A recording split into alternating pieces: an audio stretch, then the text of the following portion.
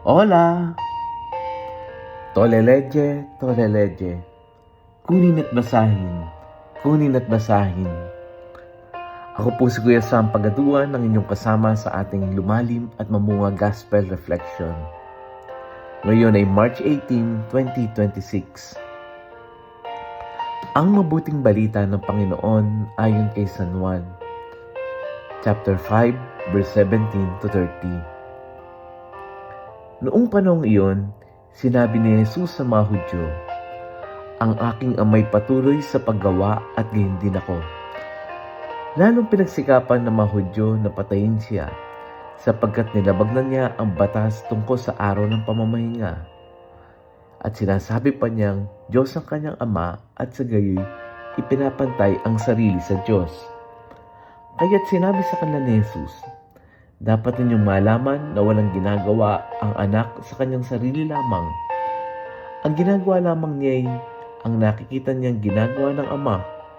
Ang ginagawa ng ama ay siya rin ginagawa ng anak. Sapagkat minamahal ng ama ang anak at ipinapakita sa anak ang lahat ng ginagawa niya. At higit pa sa mga ito, ang mga gawang ipinapakita sa kanya ng ama, at manggigilalas kayo kung paanong binubuhay ng ama ang mga patay, gayon din naman, bubuhay ng anak ang sinumang nais niyang buhayin. Hindi humahatol kang ninuman ng ama. Ibinigay niya sa anak ang buong kapangyarihang humatol upang parangalan ng lahat ang anak, tulad ng kanilang pagpaparangal sa ama. Ang hindi nagpaparangal sa anak ay hindi nagpaparangal sa amang nagsugo sa anak. Sinasabi ko sa inyo, ang nakikinig sa aking salita at nananalig sa nagsugo sa akin ay may buhay na walang hanggan. Hindi na siya hahatulan, kundi inilapat na sa buhay mula sa kamatayan. Tandaan ninyo, darating ang panahon, ngayon na nga, na marinig ng mga patay ang tinig ng anak ng Diyos at makikinig sa Kanya ang mga nabubuhay. Ang ama ang may kapangyarihang magbigay buhay at ang anak ay binigyan niya ng kapangyarihang magbigay buhay. Binigyan din siya ng kapangyarihang humatol sapagkat siya ang anak ng tao. Huwag ninyo itong pagtakhan sapagkat darating ang oras na marinig ng mga patay ang kanyang tinig. Sila'y muling mabubuhay at lalabas sa kinalilibigan nila. Lahat ay gumagawa ng mabuti ay pagkakalooban ng buhay na walang hanggan at lahat ng masama ay parurusahan. Wala akong ginagawa sa sarili ko lamang. Humahatol ako ayon sa sinabi ng aking ama. Kaya't matuwid ang hatol ko. Hindi ang sarili kong kalooban ang aking sinusunod, kundi ang kalooban ng nagsugo sa akin. Ang mabuting balita ng Panginoon. Pinupuri ka namin, Panginoong Hesukristo. Happy Wednesday po sa inyong lahat. Yung tagpong ito ay kasunod ng pagpapagaling sa lalaking 38 years nang may sakit. Ito po ay naalala niyo yung gospel natin kahapon. Bakit ganito yung context ng conversation? Kasi yung kahapon na gospel, ginawa ni Jesus yun sa araw ng Sabat. Kaya siya ay pinupuna ng mga Hudyo. Para sa kanila, kasi pagka Sabat, bawal kang magbuhat, bawal kang lumakad ng malayo. Merong limitasyon ang pwede mo lang gawin tuwing Sabat. Pero ang sagot ni Jesus ay napakalalim. Habang yung mga Hudyo, ang thinking nila pagka Sabat dapat talagang fully relax ka lang. Pero nung sabi ni Jesus, ang aking ama ay patuloy na gumagawa at gayon din ako. Sa madaling salita, hindi tumitigil ang Diyos sa pagkilos. Hindi siya nagpapahinga sa pag-aalaga sa atin.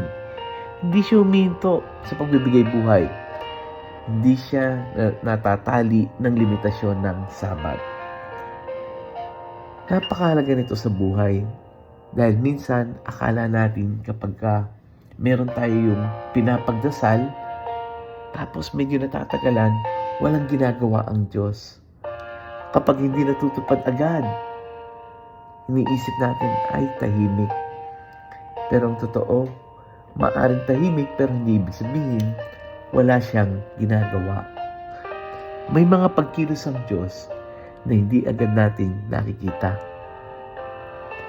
Minsan sa buhay natin, gusto natin ang sagot ay instant. Instant solution, instant healing, instant yaman, instant clarity. Pero ang Diyos ay hindi laging ganun na instant. Dahil ang gusto niya, habang ikaw ay naghihintay,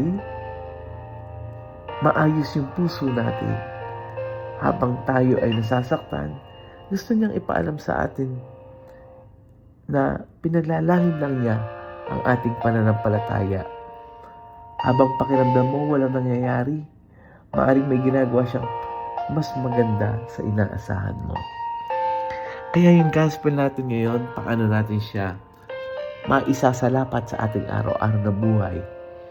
Number 1, balikan ang isang bagay yung dati mong pinagdarasal. Tingnan mo kung paano kumilos ang Diyos doon. Minsan, nakakalimutan natin pagkakataong unti-unti na pala tayong sinasagot ng Diyos. Ang pag-alala ay nagpapalakas ng tiwala.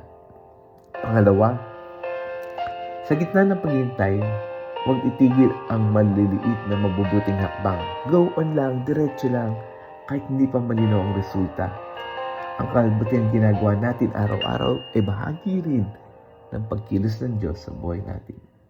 At pangatlo, maglaan ng tahimik na sandali para tayo ay makinig bago humingi.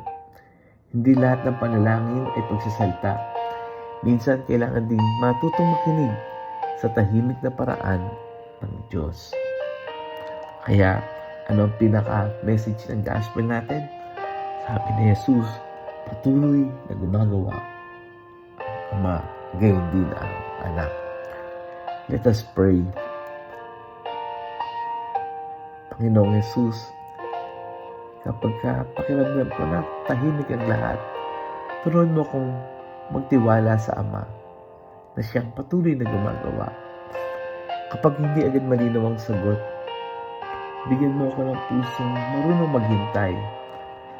At kapag kami ay nagmamadali, turuan mo akong magtiwala sa timing mo, sa panahon mo. Naway matutunan namin makilala ang iyong pagkilos kahit sa simple at tahimik na pamamaraan. Amen.